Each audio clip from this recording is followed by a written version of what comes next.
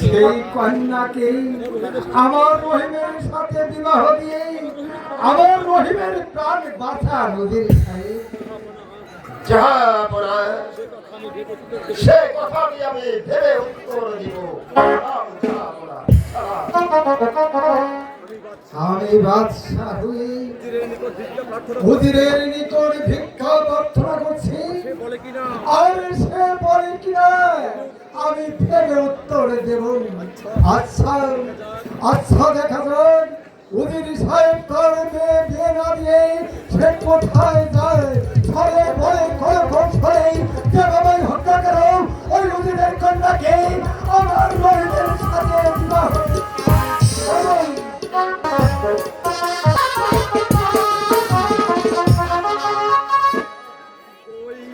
কই উজির সাহেব এখনো ফিরছে না কেন? যাহাপনা আমায় কি জন্য স্মরণ করেছেন? যাহাপনা বলুন উজির সাহেব, যাহাপনা আপনার কি মতামত? না যাহাপনা, এই অসম্ভবে কখনো সম্ভব হতে পারে না। ওই 12 দিনের শিশুর সাথে 12 বর্ষীয় কন্যার বিবাহ কিছুতেই হতে পারে না।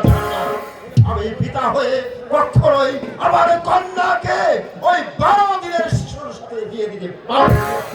উজির সাহেব, যাহাপনা তাহলে আপনি কিছুতেই বিয়ে দিবেন না?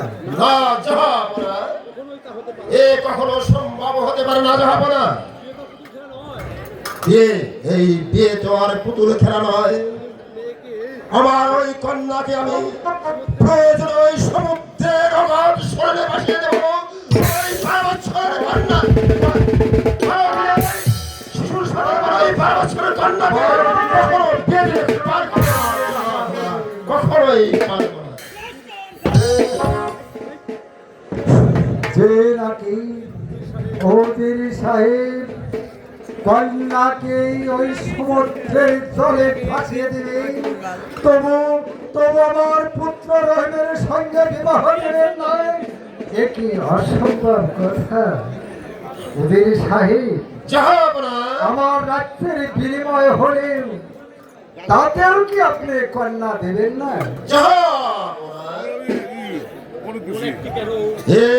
এর রাজ্যের বিনিময়ে কেন, একটা কেন, শত সহস্র রাজ্যের বিনিময়েও আমি আমার কন্যাকে আমি বিবাহ দিতে পারবো না।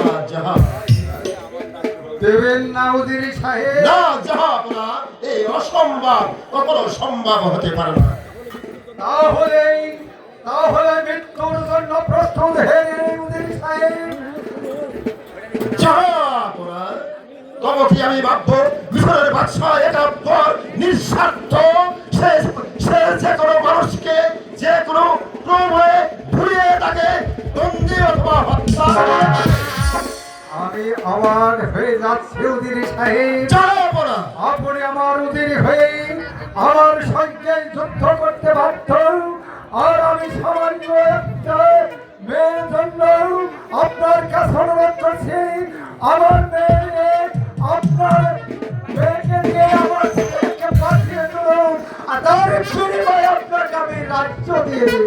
এ সম্ভব নয়। যাহাপনা প্রয়োজনে আমি আমার নিজের জান দিব, প্রয়োজনে আমার মেয়ের সুখের জন্য তবু আমার কন্যাকে আপনার ওই 12 দিনের শিশুর সাথে দেখতে পারবো না। যাহাপনা উজির সাহেব, যাহাপনা এর জন্য প্রস্তুত হয়ে আমি এই ক্যাথি খেলা অস্ত্র হয় না।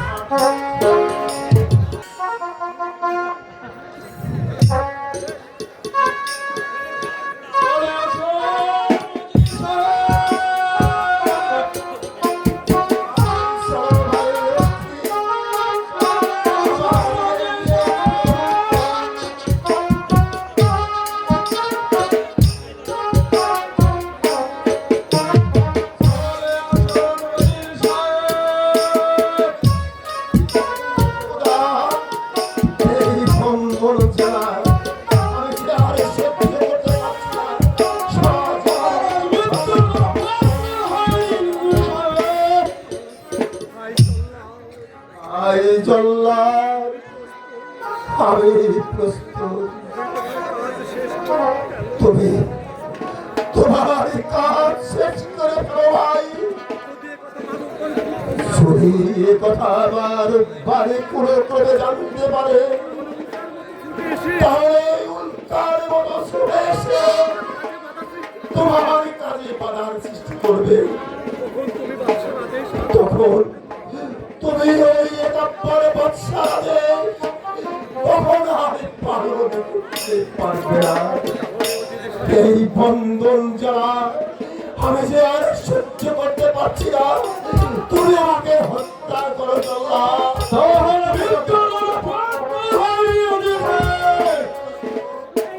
তুমি আমাকে হত্যাই করো জল্লা, তুমি আমাকে হত্যাই করো।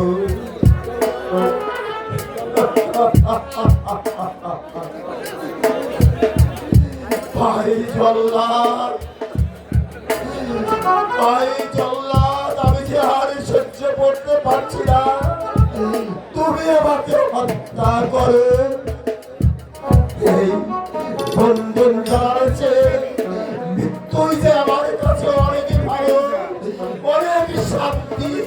এই খোদা আদর্শে একাত্তর বৎসর আমি বন্দী। খোদা তুমি আমাকে মৃত্যু দাও, খোদা তুমি আমাকে। উজির সাহেব, বলো ভাই শেষবারের মতো ওই সৃষ্টিকর্তাকে স্মরণ করুন। ঠিক আছে, আমি সেই পর্বত মহান সৃষ্টিকর্তা তার নাম স্মরণ করছি। লা ইলাহা ইল্লাল্লাহু মুহাম্মাদ। শানিত কৃপান স্মরণ করুন। বন্দির এখনো মৃত্যুর এক দণ্ড বাকি, ওকে নিয়ে যাও সেই অন্ধকার কারাগারে। তাই যাচ্ছি মহারাজ। চলে আসুন নজির সাহেব। আজ এই বদ্ধভূমিতে এটার বড় বাদশার পরবর্তী আমি যে এই অন্যায় বাদশাহ মুখ দেখে আমি প্রাণে বাঁচতে চাই না। জল্লাদ, তোমাকে আমি অনুরোধ করছি, তুমি আমাকে হত্যা। চলে আসো নজির সাহেব। তাই চলো জল্লাদ ভাই, তাই চলে, তাই চলো।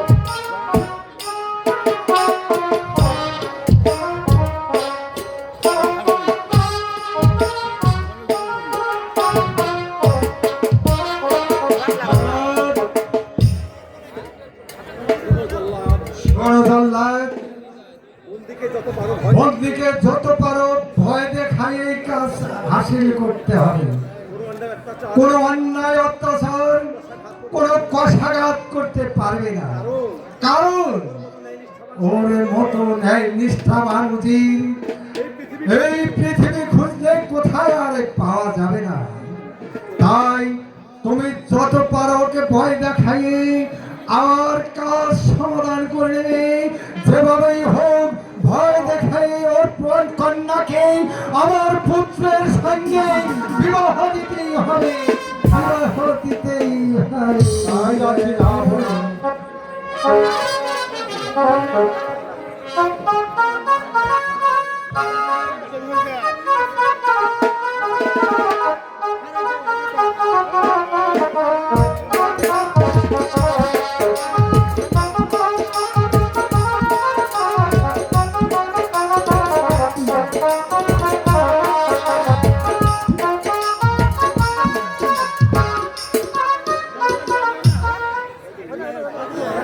জল্লাদ এবং বাসার অভিনয়ে সন্তুষ্ট হয়ে আমাদের এলাকার কোহিনুর মোল্লা 100 টাকা এবং 100 টাকা করে পুরস্কৃত করেছেন।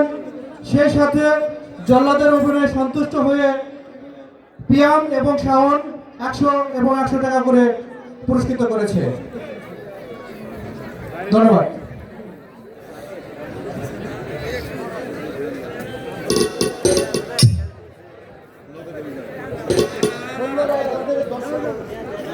ধন্যবাদ।